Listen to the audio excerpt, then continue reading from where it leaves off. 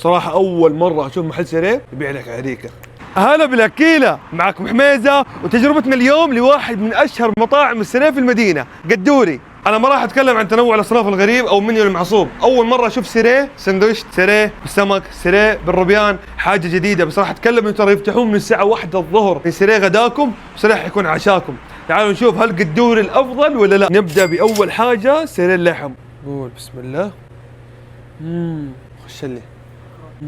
تعالوا نجرب السيريه السمك. لا تقول لي سيريه بدون خلطة الزبادي وحناخذها مع السيريه السمك. ما يجرب السمك يعطيه فرصة، أكيد حيعجبه.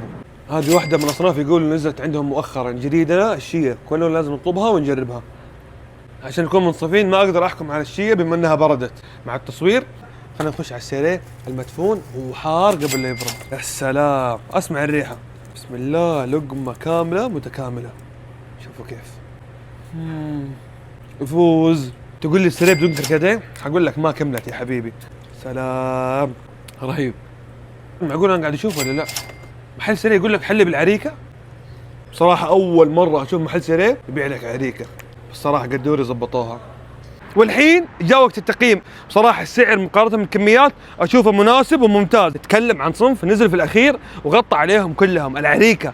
تخيلوا مطعم يبيع عريكه، مو متخصص في العريكه، مع ذلك ضبط العريكه مره، كانت مره لذيذه، وشكلي حرجع مره ثانيه عشان اطلب العريكه مخصوص. تقييم لكل حاجه 9.5 من 10. كان معكم حميزه، نشوفكم تجارب جديده. سلام.